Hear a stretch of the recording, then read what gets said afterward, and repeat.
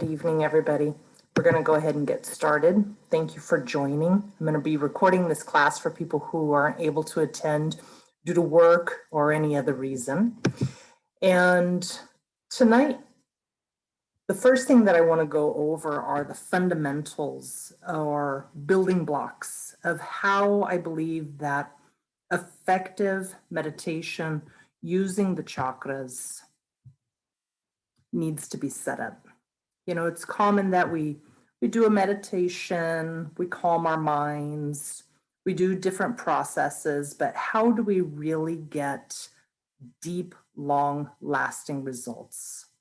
So I'm going to go ahead and put the screen share on so that you can see the PowerPoints.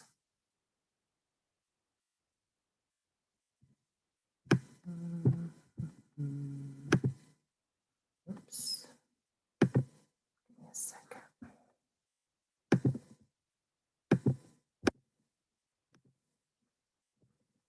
All right, hold on. Get these enlarged.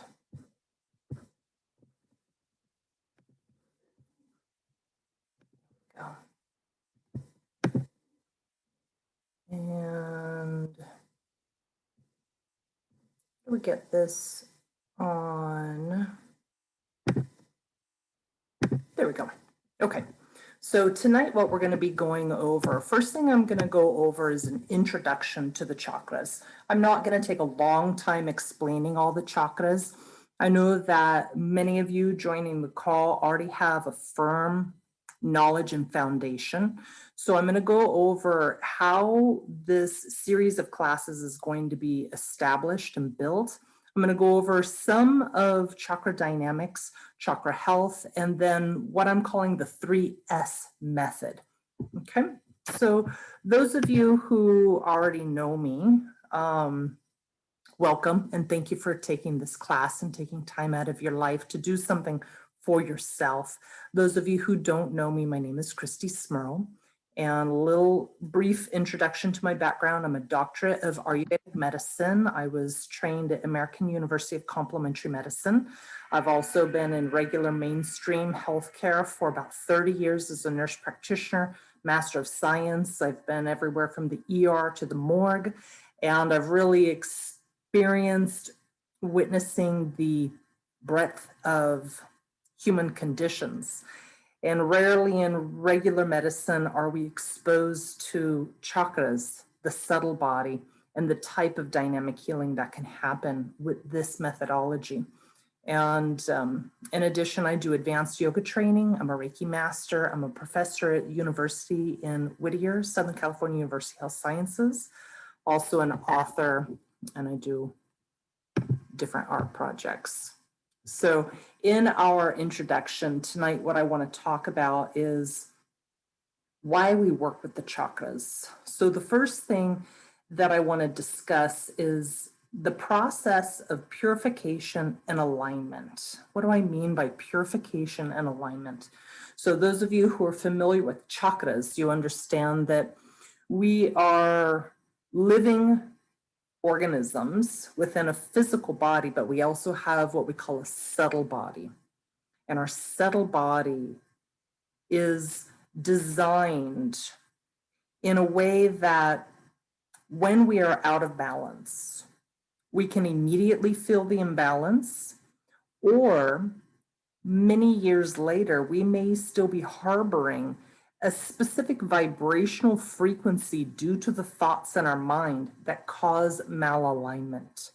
So when we look at our subtle body, we have 72,000 nadis. Nadis are these points of entry or map, a roadmap of the subtle body lines or where the prana flows. And of those 72,000 nadis, we have these major intersections and conglomerations of energy that overlap 7 major endocrine systems and nervous plexuses in our body.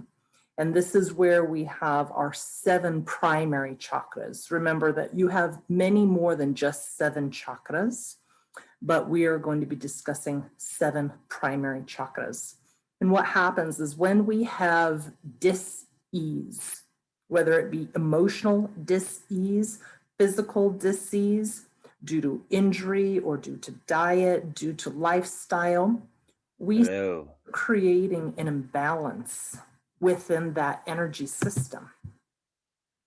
So when we develop an imbalance in the energy system, it sends off an entire cascade into the energetic body.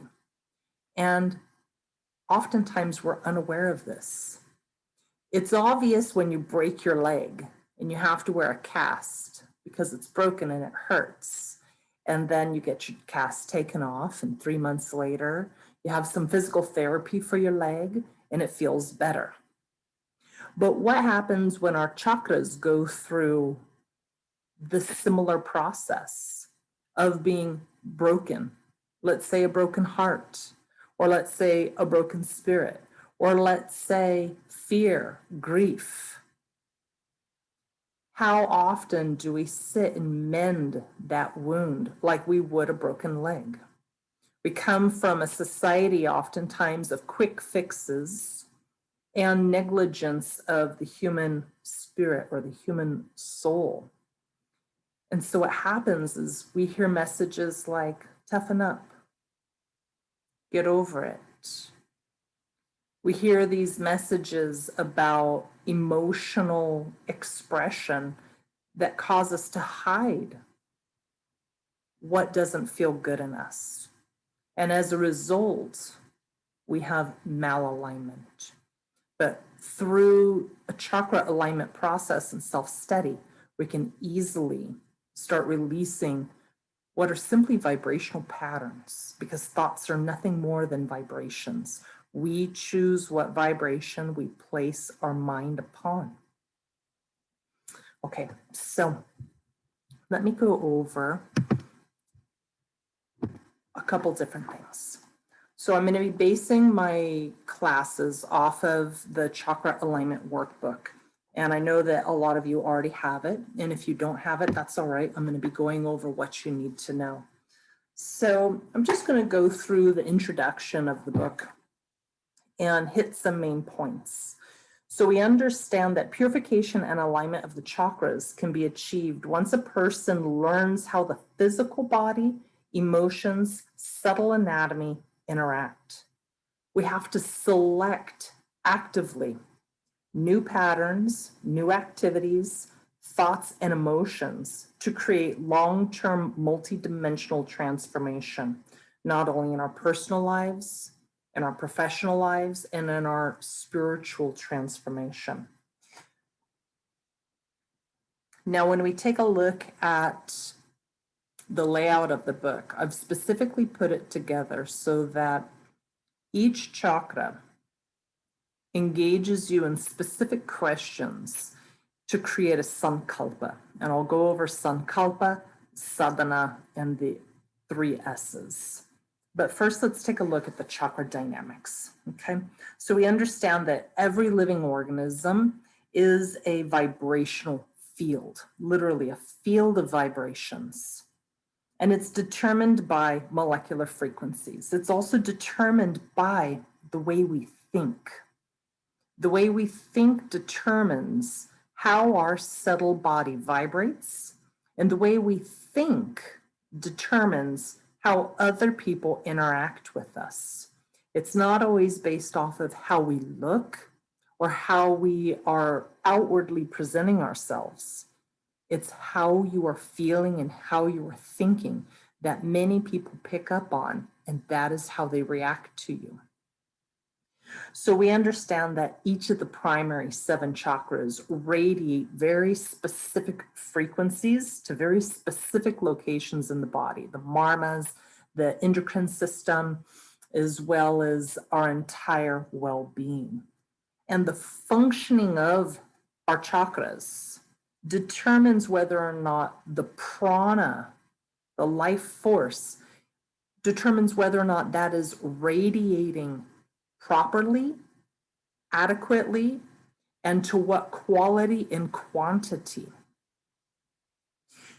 But when we have different lifestyle problems, maybe we don't think that they're a problem, but they can be a problem to how our body vibrates due to different electromagnetic fields or conditioned patterns and beliefs. And this is what we're really going to target in these different classes. And for those of you who are attending tonight, if you're not able to attend some of the other classes, no big deal. I'm going to try to record everything, and then I'll put them in the Healthier Vibrations Learning Center. Okay.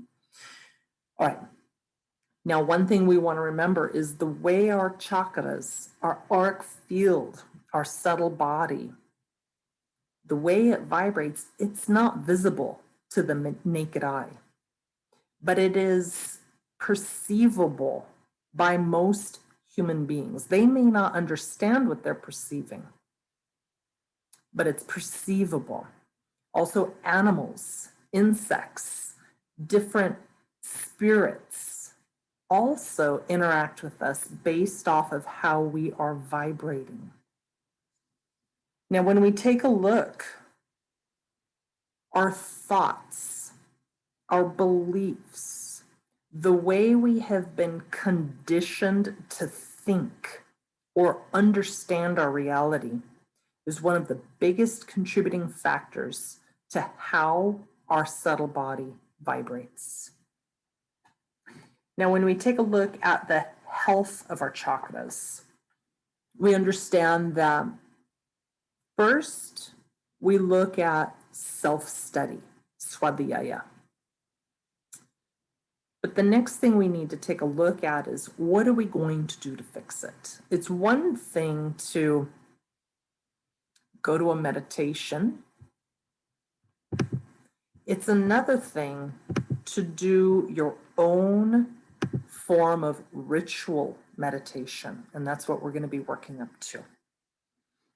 But when we look at our overall chakra health, we do need to address certain basic fundamentals like, what's your nutrition? Because, where do we get prana from? Where do we get our life force from? We get our life force from the air that we breathe. That's why we do pranayama. We control our breath. We also get prana and life force from the quality and types of foods that we eat, the quality and types of liquids that we drink. But another thing that we have to realize is that our nutrition plays an important role. So, of course, the book goes into some basic fundamentals of how to make sure that you're functioning optimally at the Annamaya kosha. But we're going to be looking mostly at the mental conditioning that goes into the back patterning of the chakras.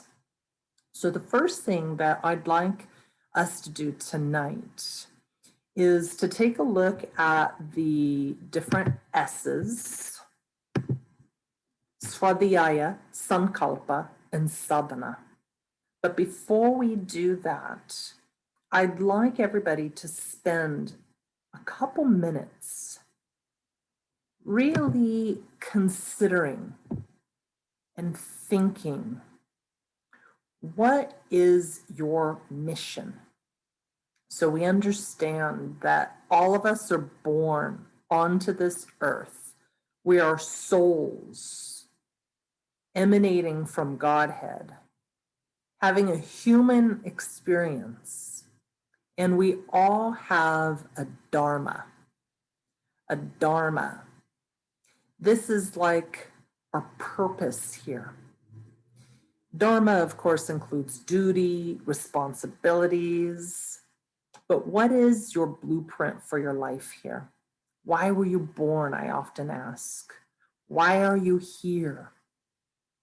What are you destined to accomplish, to learn, or to manifest here in this human incarnation? And so I like to spend a few minutes asking,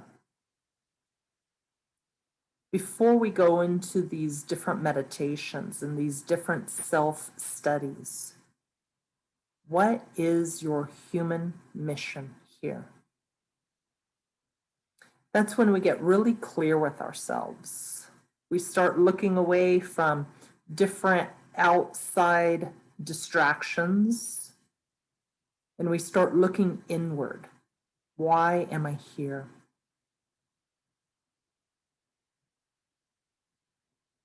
So one of the first things that I recommend as we go through this process, and you can do it later on as well, is to really sit down with that concept and physically write out your mission statement for evolution. How do you want to evolve in this human life?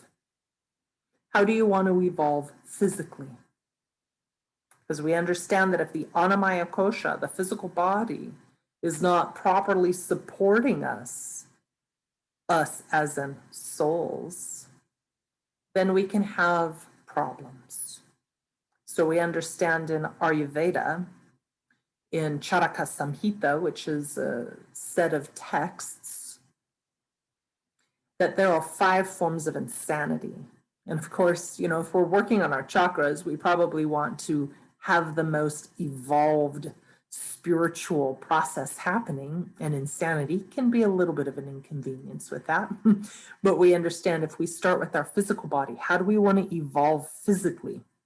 Because 5 forms of insanity, 4 of them are due to food and lifestyle, according to Ayurveda, according to Charaka. The 5th has to do with entities. But how do you want to evolve physically in your human evolution here? How do you want to evolve emotionally in your thinking?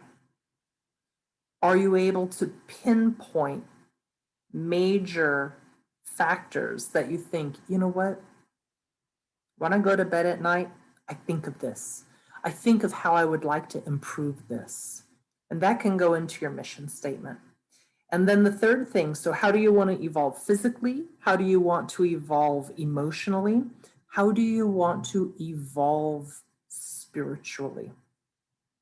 What does that look like for you? I'm not here to tell you what it looks like.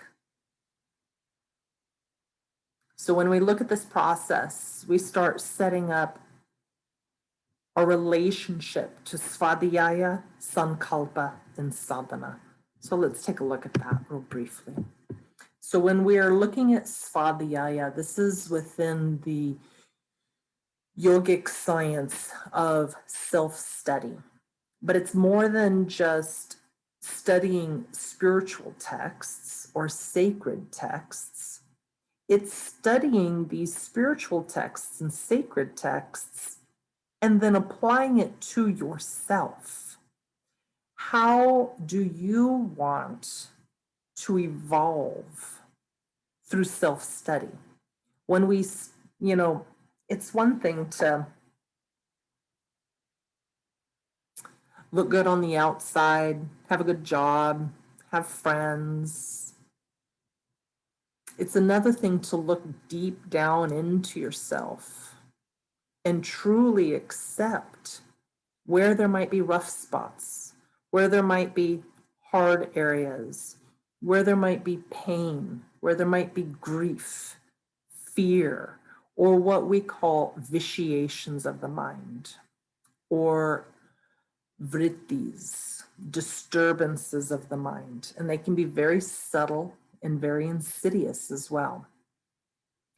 So when we're looking at Svadhyaya, self-study, we specifically want to ask ourselves, how do we want to evolve based off of our self-study towards our spiritual goals of, say, dharma, karma, and moksha? So dharma, we understand this is our duty. These are our responsibilities in this human incarnation. Karma. Karma is not only negative. Most people think of karma as negative, but it can be very positive. How can we break our cycle of karma or negative karma? How can we create positive karma in this lifetime? And how do we find that achievement of moksha? What is moksha? It's spiritual liberation. How do we find this spiritual liberation? Through self-study. Because what are we trying to liberate ourselves from? We're trying to liberate ourselves from patterns of suffering, patterns of mental disruption such as fear, anxiety, depression, these things that cause disturbances of the mind channel, because you may not show it on the outside through the way you dress or through the way your face looks. It might show through your expressions and your breath. But these emotions that we hide inside, or that we harbor, or that we loop over and over and over, they are still perceivable by other people. These people might not understand what they're perceiving in you, but it will determine how they interact with you. It will determine how people interact with you on the job site. It will determine how your family interacts with you, how animals interact with you. So Svadhyaya is very important. As we go through the different chakras, depending on how many classes I do, I don't know if I'll make it through all of them. Once you get through a couple, you have the pattern, you've got the knowledge. But as we go through each chakra, this is one thing that we're going to focus on, Svadhyaya, self-study. Now, the second S is sankalpa, and this is very important. And I believe that in certain settings, we lack serious attention to sankalpa. So sankalpa is a vow, an intention, a firm resolve to work towards desired transformation and spiritual goal. So many of you have probably been to, different meditations or yoga classes, and it's common that they'll say, okay, now let's set an intention. And I've asked many people before, what's your intention? Do you want to say your intention out loud? And I find that people are very shy about their intention. And I believe that more time needs to be placed into intention setting. So with each of the chakras, as you go through them in the workbook, there are specific questions, and you may have other things that come up as you're studying each chakra. I encourage you to write multiple sankalpas per chakra, okay? And I've made it so that it's a workbook format, and you've got pages to write your intentions down. And I encourage that you date the intention, because work like this doesn't happen overnight. We don't just sit down and, okay, I'm going to do a chakra meditation. Voila, now I'm just excellent. Everything's hunky-dory and perfect. It takes time. It takes repetition. And that's why we're going to work on the next process, which is sadhana. And sadhana is the methodical discipline used to attain your desired spiritual goal. So we come from an era of quick fixes. Take a pill, you'll feel better. When I go and work in the emergency department or the urgent care, there's not enough time in our medical practice to sit down with people and say, okay, now let's set a sankalpa and a sadhana and do a meditation. Usually the discharge paperwork just says education given regarding relaxation techniques. And when's the last time you actually went to your family doctor and they taught you how to meditate, or they taught you how to do pranayama, or they taught you how to do some type of energetic release? If you experience that, fantastic, but it's extremely rare.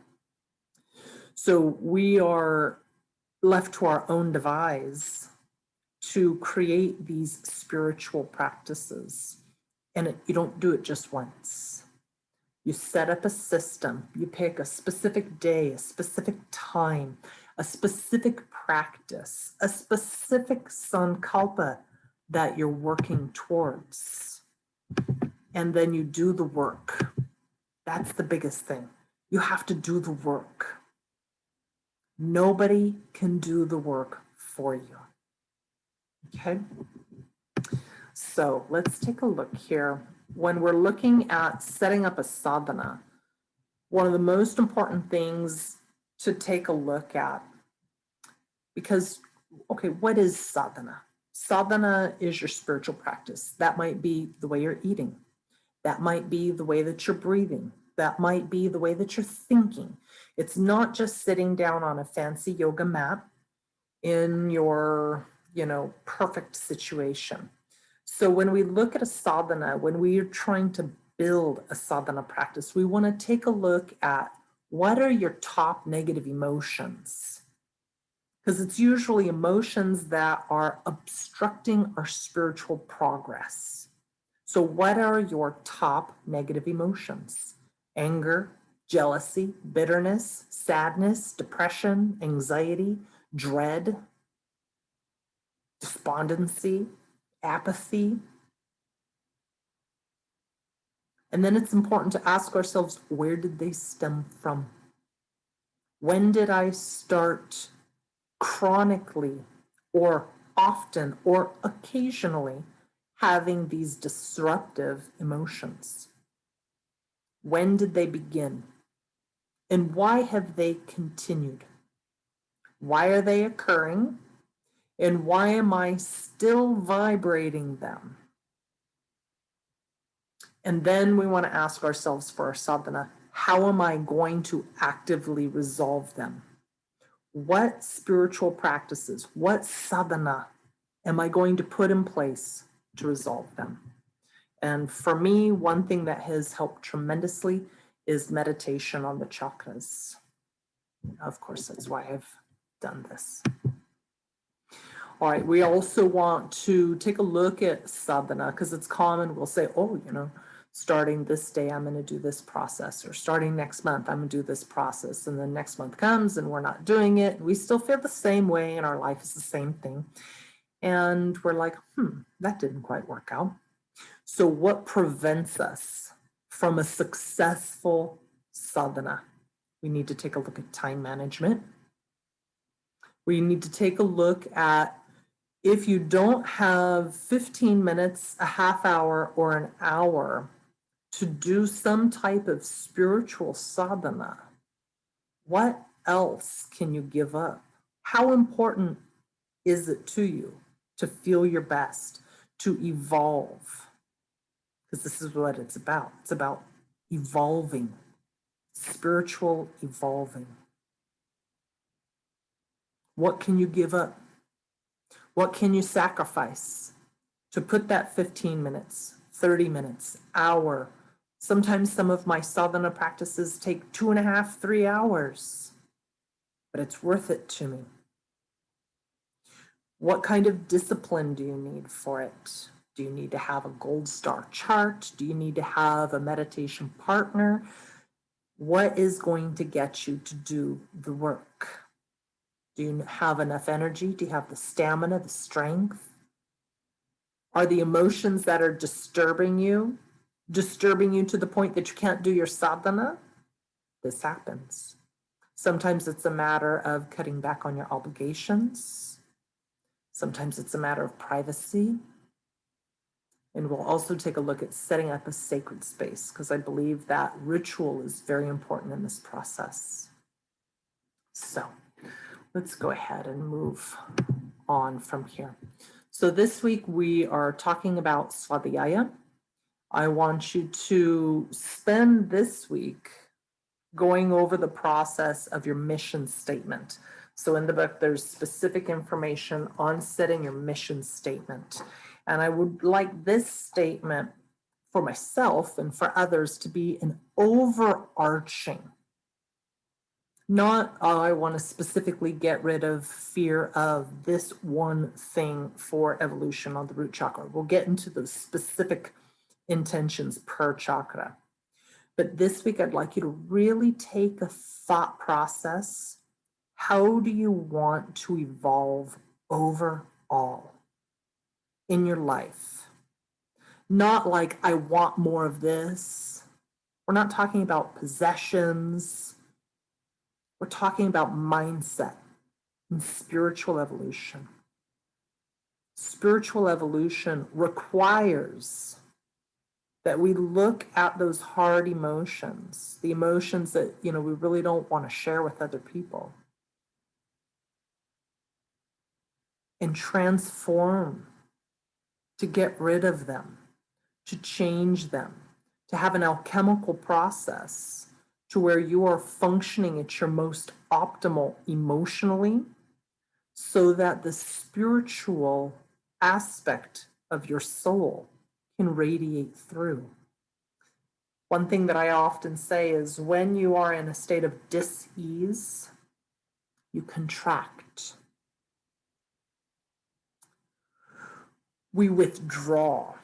And as we withdraw on certain levels, you're dimming your soul's ability to manifest into this life now. So for this week, I'd like everybody to focus on setting your mission statement. We will go into working on the root chakra next week also. So I recommend, if you have the workbook, start reading into the root chakra. But before we go into that, I definitely want to touch on what I would like everybody to do in preparation for each of the meditations, okay? So in the book, towards the end, I have specific information on setting up ritual space, because I believe that when we do our meditation processes in a ritual manner, we have a deeper connection. We have a deeper ability to transform. So during your ritual space setup, a few things that I recommend that you start looking into. Where do you want to do your rituals for meditation at home? Or maybe you're not at home, maybe you're somewhere else. Is the space conducive? Is the space clean and tidy? If it's not clean and tidy, the energy may be negative or less optimal. What is the main focus in your meditation area? What are you looking at? What are you projecting your mind towards? So when we work on our ritual space, there's a lot of important factors. First thing that you want to determine is, are you comfortable in your space? The next thing you want to determine is, do you have privacy in your space? Because if you don't have privacy, a lot of times you're feeling distracted, or you think, oh, people are looking at me, I'm meditating, or etc. So try to set up a space that you have privacy. And then I'd like you to start thinking about just some basic setup. So for each of the meditations, I recommend that you have incense, a candle, an aromatherapy, as well as some other accoutrements that you can look at in the book. And the reason for this is when we are doing meditation, first thing we want to do is engage our five senses.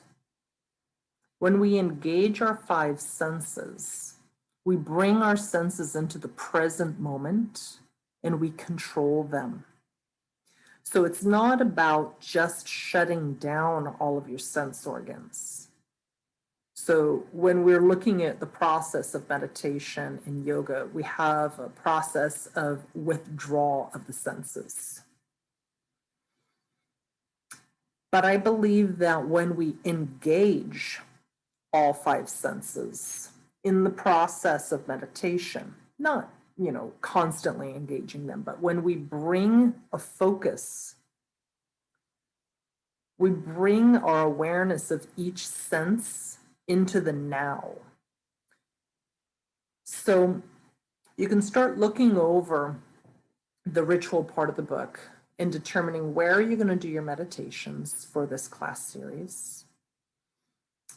Now, don't get too caught up in, oh, I have to have orange oil for this chakra. I have to have this oil for that chakra. I have to have this stone for that chakra. Just look at what you have.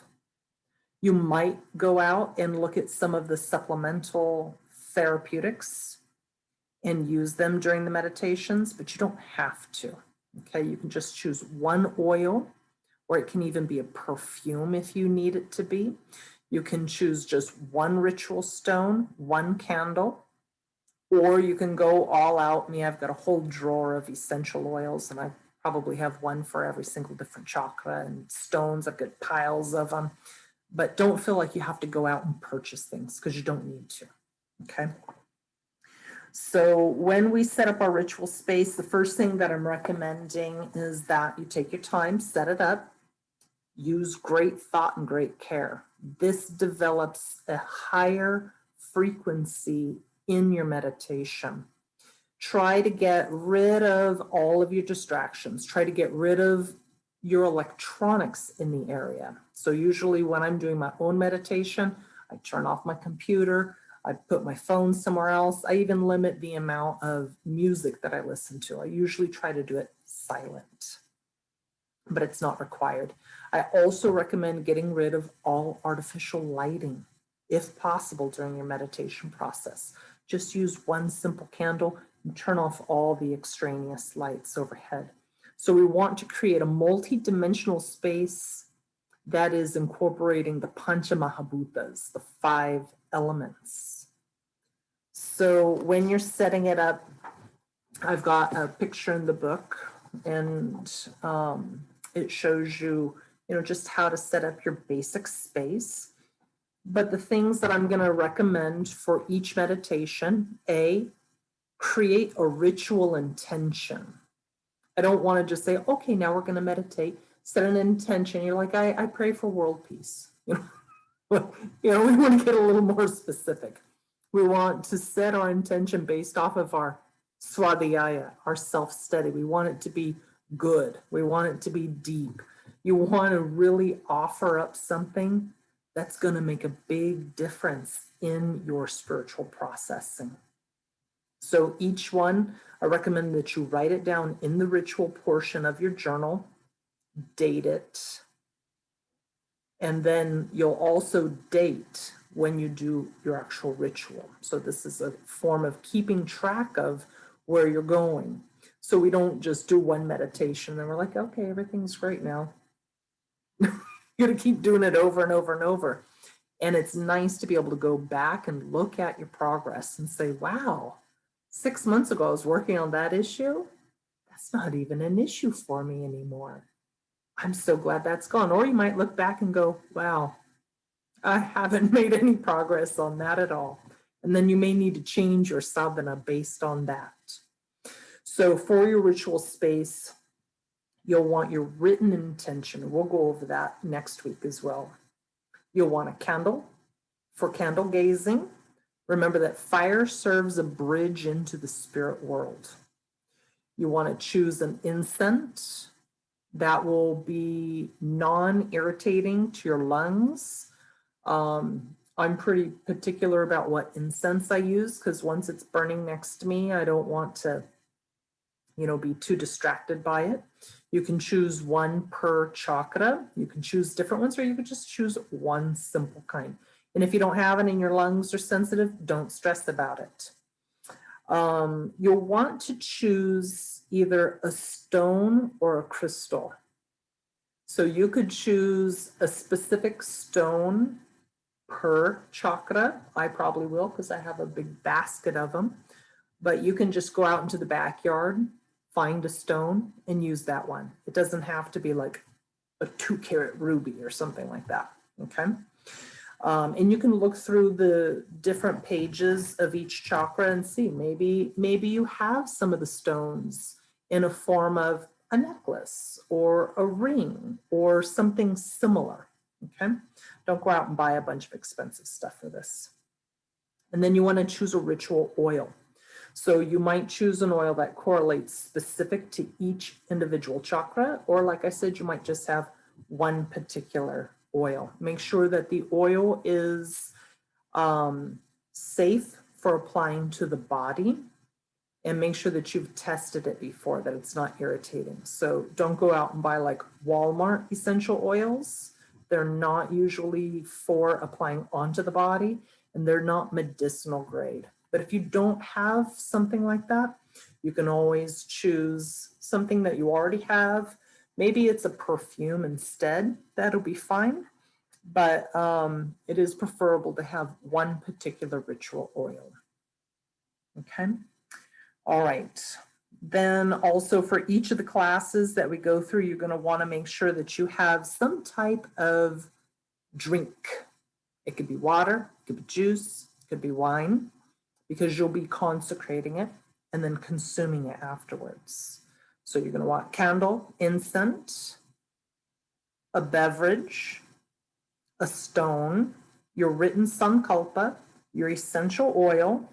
And then the last thing that I want to talk about tonight is setting up your mental understanding or spiritual connection to a form of divinity that you're going to be asking for assistance during each of the ritual meditations. So in the book, I have a lot of different suggestions that can correlate, but maybe you have one particular spirit guide that you want to use. Maybe it's a grandmother. Maybe it's your mother who's passed. Maybe it's your great-grandfather who's passed. Maybe it's your, direct ancestor. Maybe it's a close friend that's already passed. When we do these types of rituals, we want to be able to have the added benefit of requesting assistance, strength, protection, and guidance through the spirit world also. So it could be an ancestor. Most people are pretty comfortable with that. It could be an angel. So one of my go-to books, which I like, is from Doreen Virtue, and it's the Archangels. So you could choose, let's say, Archangel Michael, or Raphael, or Gabriel. So take a look. Maybe there's an angel you want to work with. Read up about them. What are their qualities? What are their empowerments? What are their abilities? Maybe you have work that you do with other types of spirits. Perhaps Ganesha. Ganesha helps us remove obstacles for spiritual evolvement also. He also helps give us the obstacles that create growth, but that's a different subject. Or maybe you want to work with a different type of spirit that you're familiar with. Maybe Jesus, maybe Mother Mary, maybe Guadalupe, maybe a different saint. There's so many different spirits that you can work with, and it doesn't have to be a weird process or a scary process. It needs to be developed. It needs to be a relationship with those spirits. If you're not comfortable with it, then don't worry about it. You can just skip that portion of it. But in the book, I've also given suggestions for the different dakinis that sit in each chakra. So each of the chakras have different associated spirits that you can work with, or you might just pick one. Maybe it's your grandfather because he was a protecting force and had lots of encouragement and courage, etc. So start thinking about that also, because we'll be doing this for each individual chakra. Okay. I was teaching this to the university the other day, and one of the questions afterwards, there were multiple questions afterwards in private emails that, what if you've never worked with spirits? And I thought, it seems foreign to me. And if you haven't, you might want to look into one particular book that I've enjoyed and made a lot of sense to me in the beginning. It's called How to Hear the Voice of God. And it's a really good book and talks about how spirit communication or spirit relationships, how they're developed safely, basically. Okay. So, usually if you're working with somebody that you already know, an ancestor or a trusted spirit guide that you've been working with over time, then you're probably not going to have an issue. But if you've never worked with different spirits, you want to make sure that it's a very positive experience, that it's an empowering experience, and that it is a kind and loving experience. Okay. If it's not, something's not quite right. Okay. So homework for this week, write your mission statement. How do you want to evolve? Like if you could say, okay, I've got one shot at this, which you've only got one shot at this particular human incarnation, by the way. If you only have one shot, what do you want your end spiritual transformation to look like? If you could get rid of as many negative qualities about yourself as possible, what would they be? Start writing them down. Okay, and then we'll go into each individual chakra. Start looking around, collecting your supplies that you want to work with. Take a look and set up your sacred ritual space. Next week we'll do meditation. We'll do, well, no, I don't think we have time tonight. We've already got 7:15. And then really take a hard thought this week of what spirits, what divine intelligences are you familiar with, or do you want to start working with? Maybe it's just God. Maybe it's Kali. Maybe it's Durga. Maybe it's Hanuman.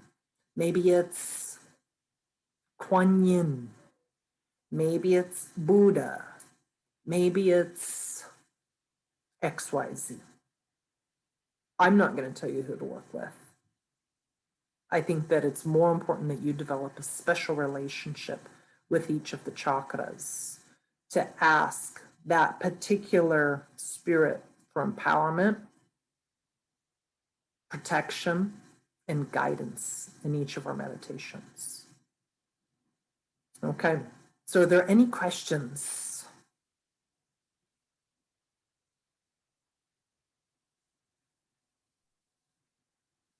No.